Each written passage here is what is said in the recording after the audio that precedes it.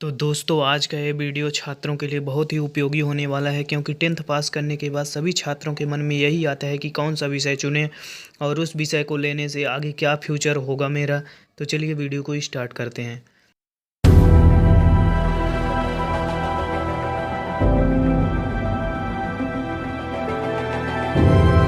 तो दोस्तों tenth pass करने के बाद बहुत सारे करियर पथ्स हैं। तो दोस्तों इन करियर पथ्स को मुख्य रूप से 4 श्रेणी में बांटा गया है।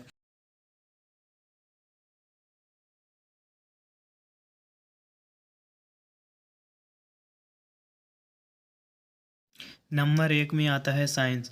यदि आप लोग साइंस लेकर पढ़ते हो तो साइंस में क्या क्या फ्यूचर होगा, क्या क्या करियर होगा, तो चलिए बात करते हैं साइंस में। सबसे पहले बात करते हैं साइंस में कौन कौन से सब्जेक्ट होते हैं आप लोगों को पढ़ने पड़ेंगे साइंस लेने के बाद।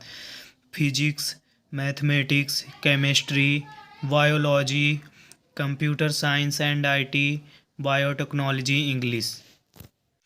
तो दोस्तों यदि आप लोग साइंस लेकर पढ़ना चाहते हो तो साइंस में आप लोगों को मैं बताने जा रहा हूँ क्या क्या करियर ऑप्शन है, यानी कहाँ कहाँ आपका करियर बन सकता है। तो दोस्तों साइंस लेकर यदि आप पढ़ते हो तो उसमें सबसे फर्स्ट करियर आता है मेडिकल साइंस। अब आप लोग पूछोगे कि मेडिकल साइंस क्या होता है, तो चलिए मैं बता देता हूँ मेडिकल साइंस क्या होता है। मेडिकल साइंस यह वह विज्ञान व कला है जिसका संबंध मानव शरीर को निरोग रखने व निरोगी जीवन बनाना होता है। इसके अंतर्गत बहुत से कोर्स आते हैं। तो दोस्तों यदि आप लोगों का ड्रीम्स डॉक्टर बनना है, किसी भी तरह का डॉक्टर, जैसे चीर फाड़ का doctor, anatomy, biochemistry, dental doctor, सभी प्रकार के डॉक्टर्स बनने के लिए आप मेडिकल साइंस में ये करियर बना सकते हो। फिर नंबर 2 पर आता है साइंस के अंतर्गत ही इंजीनियरिंग। अब इंजीनियरिंग क्या होता है, तो चीज़ों को डिजाइन करने या बनाने के लिए विज्ञान और गणित का उपयोग है। इंजीनियरिंग करने वाले लोगों को इंजीनियर कहा जाता है। इंजीनियरिंग आमतौर पर चीज़ों का डिजाइन या निर्माण करते हैं। इंजीनियरिंग के अंदर भी कई प्रकार के इंजीनियर होते हैं, बहुत सारे प्रकार के इंजीनियर होते हैं, जैसे civil engineer, electronical engineer, industrial engineer, तो आदि प्रकार के कई प्रकार के भी इंजीनियर आप इंजीनियरिंग पढ़ाई करके बन सकते हो। तो दोस्तों टेंथ के बाद साइंस लेने के बहुत फ़ायदे हैं। इसमें आपको ऐसे बहुत से कोर्सेज मिलेंगे जिसमें आपको चुनना होता है कि आप क्या पढ़ना चाहते हैं और किस में अपना करियर बनाना चाहते हैं। फिर नंबर 2 पर आता है टेंथ के बाद आर्ट्स।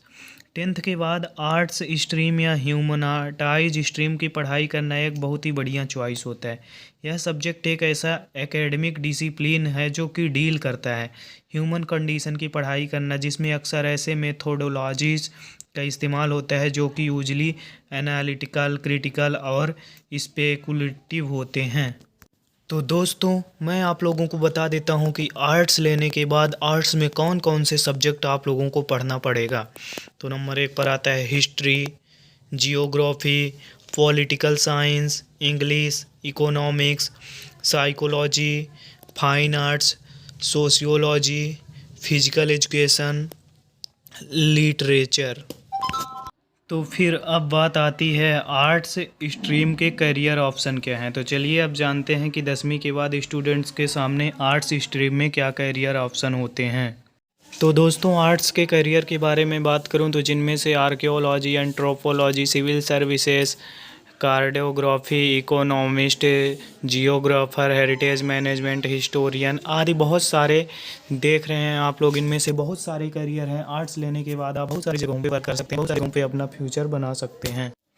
और दोस्तों मैं आप लोगों को बताना चाहता हूं कि टेंथ के बाद आर्ट्स लेने के अपने ही फ़ायदे होते हैं। आर्ट्स स्ट्रीम का चुनाव अक्सर लोग नहीं करते हैं, वहीं साइंस स्ट्रीम और कॉमर्स का ज़्यादा चुनाव करते हैं, क्योंकि उन्हें लगता है कि आर्ट्स केवल वो लोग पढ़ते हैं जिनके टेंथ में कम मार्क्स आए हुए होते हैं, कम पढ़ने में होते हैं। लेकिन ऐसा बिल्कुल भी नहीं है, क्योंकि आर्ट्स स्ट्रीम के बहुत ही ज़्यादा फ़ायदे हैं, आप लोगों तो देख ही चुके हैं।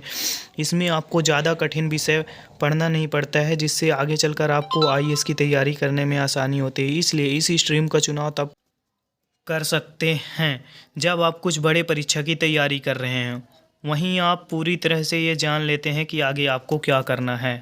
तो दोस्तों अब बात करते हैं कॉमर्स की। टेंथ के बाद कॉमर्स का चुनाव बहुत से स्टूडेंट्स करते हैं जिन्हें कि बिजनेस पसंद होता है और वो आगे जाकर अपना बिजनेस भी आरंभ करना चाहते हैं।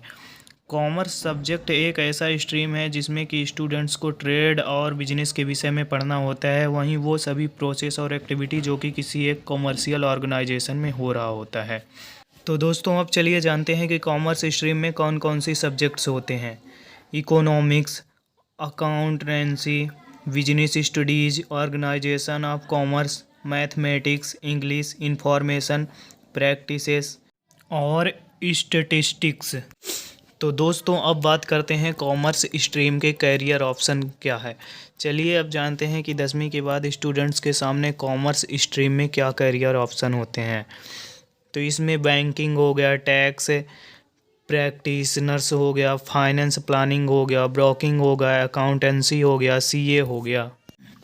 10th के बाद कॉमर्स लेने के फायदे। 10th के बाद कॉमर्स स्ट्रीम लेने के अपने ही फ़ायदे होते हैं। जहां साइंस स्ट्रीम सबसे ज़्यादा पॉपुलर स्ट्रीम होता है लेने के लिए, वहीं उसमें ज़्यादा ऑप्शन भी होते हैं चुनने के लिए स्टूडेंट्स को, जिससे ज़्यादा कन्फ्यूजन क्रिएट होती है। वहीं कॉमर्स की पढ़ाई में पूरी तरह से वाणिज्य के ऊपर आधारित होता है, इसलिए कॉमर्स की पढ़ाई करने वालों को ये भली भांति पता होता है कि उन्हें आगे अपने करियर में क्या करना होता है। अब आता है नंबर 4 पर 10th के बाद प्रोफेशनल कोर्स। 10th के बाद स्टूडेंट्स के सामने साइंस, आर्ट्स और कॉमर्स स्ट्रीम को छोड़कर एक चौथा कैरियर ऑप्शन भी होता है, ये होता है प्रोफेशनल कोर्सेज का। इन्हें स्ट्रीम इंडिपेंडेंट भी कहा जाता है क्योंकि ये कोई पार्टिकुलर स्ट्रीम के ऊपर निर्भर नहीं करता है। तो दोस्तों आज की वीडियो में इतना ही। तो मैं आशा करता हूँ कि आप लोगों को वीडियो अच्छा ज़रूर लगा होगा, तो वीडियो को लाइक कर दीजिए और चैनल को सब्सक्राइब करके बेल आइकन को ज़रूर दबा दीजिएगा। यदि आप बेल आइकन नहीं दबाएंगे तो आपको पता नहीं लगेगा कि मैंने दूसरी वीडियो अपलोड किया है।